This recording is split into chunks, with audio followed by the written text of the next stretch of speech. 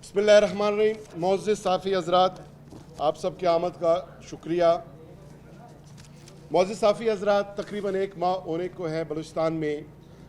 Corona के तदारुक और corona के रोकथाम के लिए जो लॉकडाउन का डिसीशन लिया गया था, वो डिसीशन इंटैक्ट है और वक्तन फ़वक्तन हमने बलूचिस्तान के अवाम के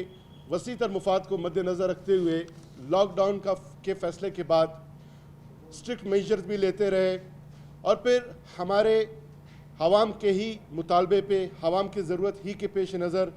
और अंजुमन ताजरान बलूचिस्तान के जो तंजीमें हैं उनके मुतालबात पे, उनके ज़रूरियात को मद्देनज़र रखते हुए हमने कुछ रिलैक्सेशन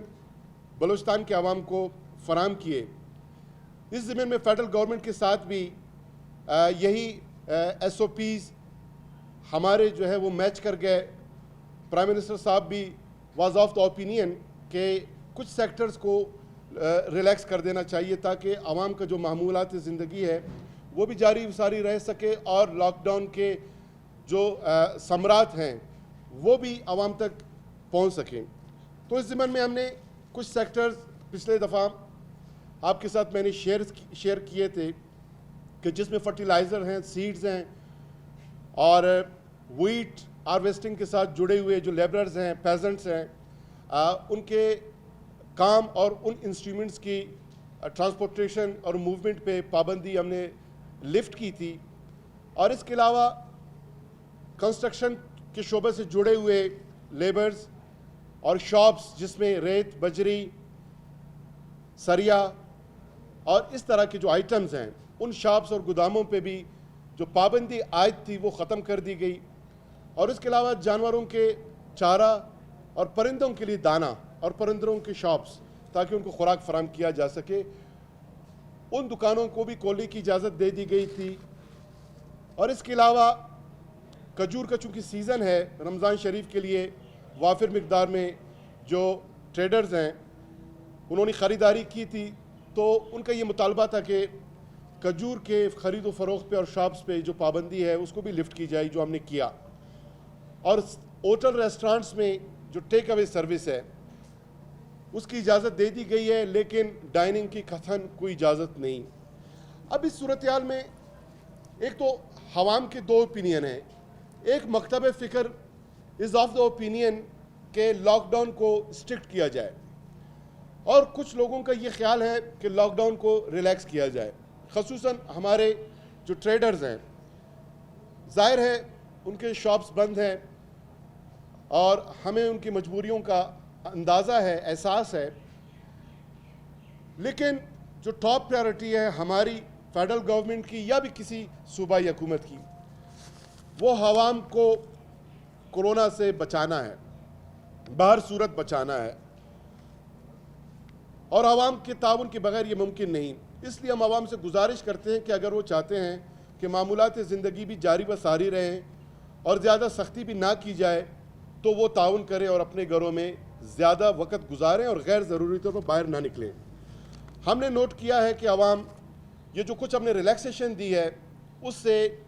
कुछ ज़्यादा ही फ़ायदा उठाते हुए एक relax mindset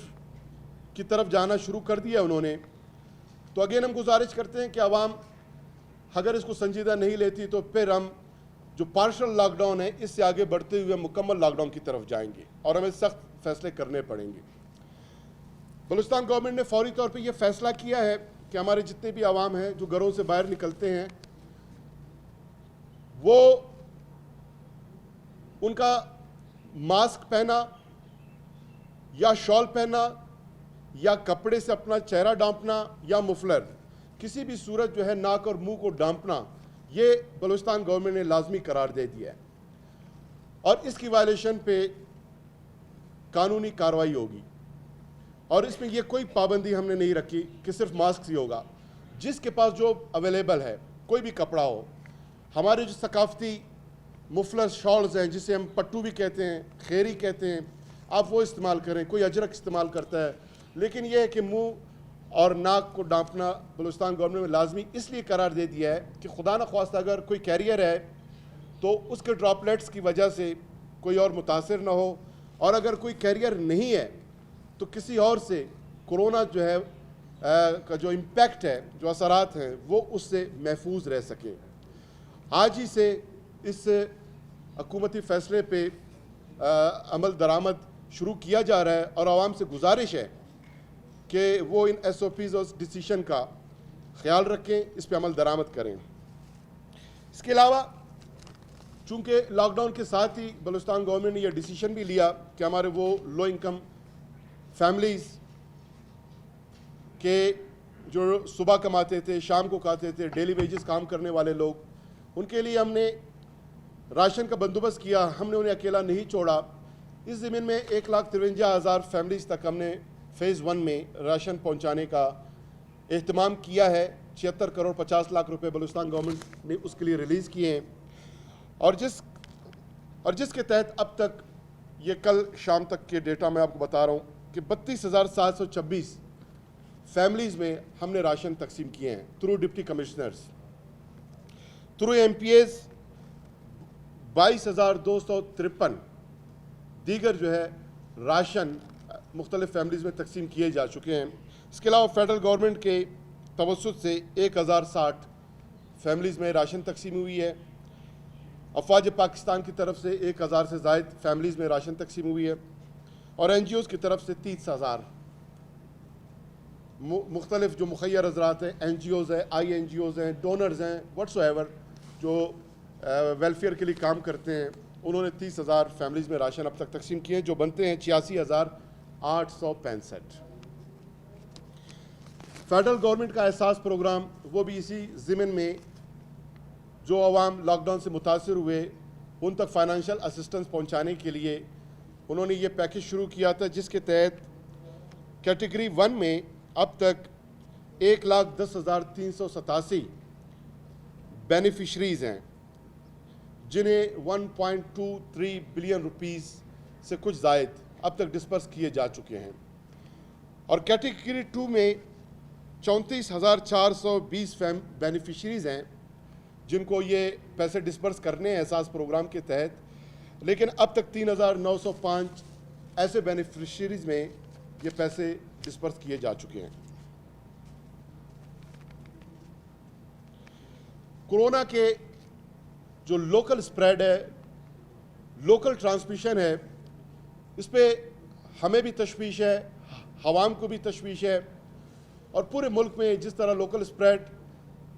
with rapid pace आगे बढ़ रहा है, यकीनन तशवीशनाक सूरत हाल है। पहले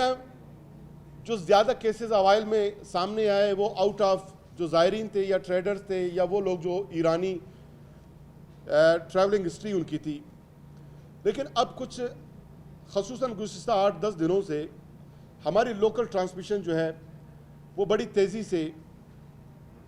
आगे बढ़ रही है, उसमें बड़ा इजाफा हो रहा है। अभी रात को 1 बजे तकरीबन 5 केसेस आए जो मैंने ट्विटर पे शेयर किए, जिसके साथ हमारे टोटल केसेस बन गए थे 351। अभी मेरे पास कोई 1.5 से 2 घंटे कबल